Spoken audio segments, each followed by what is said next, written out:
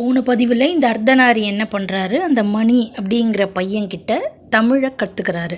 அப்போ தான் என்ன பண்ண முடியும், திருப்புகழை பாட முடியும். அப்படிங்கிறதுனால தமிழ் வேற இல்லை, முருகன் வேற இல்லை அப்படின்னு சொல்கிறாங்க. முருகனை ஏன் நம்ம தமிழ் கடவுள் அப்படின்னு சொல்கிறோம் அப்படின்னா, இந்த 12 உயிரெழுத்து இருக்குல்ல, என்ற 12 உயிரெழுத்து தான் முருகனுடைய 12 கண்ணா. இந்த லாஸ்ட்டில் வர அந்த அக்கண்ணாங்கிறது ஆயுத எழுத்துன்னு சொல்லுவோம். ஸோ அந்த ஆயுத எழுத்து தான் முருகன் கையில் வச்சிருக்கிற வேலா. கசட தப்பறை அப்படின்னு வருது இல்லையா, அது என்னது, மெய் எழுத்து.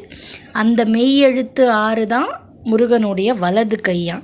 எனன மனன அப்படின்னு வர்றது தான் முருகனுடைய இடது கையான்.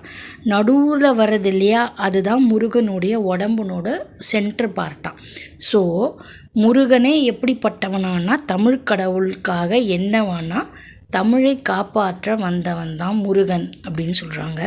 அதே மாதிரி ஒரு திருப்புகழ் ஒன்று இருக்கு இல்லையா, ஏறுமையில் ஏறி விளையாடும் முகம் ஒன்று, ஈசனுடன் ஞான மொழி பேசும் முகம் ஒன்று, கூறுமடியார்கள் வினை தீர்த்த முகம் ஒன்று, குன்றுருவ வேல் வாங்கி நின்ற முகம் ஒன்று, மாறுபடு சூரரை வதைத்த முகம் ஒன்று, வள்ளியை மனம் புணர வந்த முகம் ஒன்று, 6 முகமான பொருள் நீ அருள வேண்டும் ஆதி அருணாச்சலம்.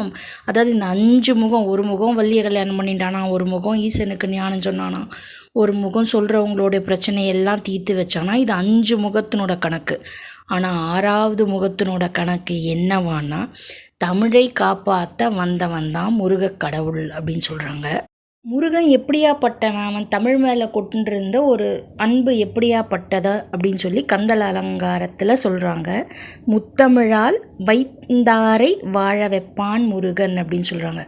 தமிழ்னால் முருகனை வையறதுன்னா திட்டுறது இல்லையா, ஸோ திட்டுறவங்கள கூட என்ன பண்ணுவானா முருகன், வாழ வைப்பானோ. இந்த அர்த்தநாரி என்ன பண்ணுறாராம், தமிழ் அப்போ தானே அவர் படிச்சிருக்காரு. ஸோ திருப்புகழ் வார்த்தை சொல்கிறதே ரொம்ப கஷ்டம், அது அப்படியே சரியாலாம் வராது. அவருக்கும் என்னவன்னா, அவருக்கு ஆல்ரெடி தமிழ் வாரி இப்போ தானே படிச்சிருக்காரு. அதனால் திருப்புகழனோட அந்த லைன்ஸ் எல்லாம் அவர் ரொம்ப தப்பாக படிக்கிறாராம்.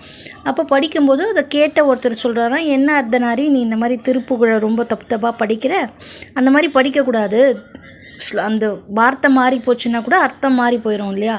ஸோ நீ அதனால் அதை அப்படி படிக்கக்கூடாது. அதனால் நீ என்ன பண்ணு, சென்னையில் ஒருத்தர் இருக்கார், அவர் பேர் தணிகாச்சலம் அப்படின்னு சொல்கிறாங்க. அவர் திருப்புகழை கிட்டத்தட்ட ஒரு 1000 திருப்புகழை என்ன பண்ணியிருக்காரு, அருணகிரிநாதர் எழுதினதை அதை மீட்டு கொண்டு வந்து அதை நல்லபடியாக நல்ல கரெக்டான தமிழில் அச்சு பண்ணி வச்சுருக்காரு, பப்ளிகேஷன்ஸ் பண்ணியிருக்காரு.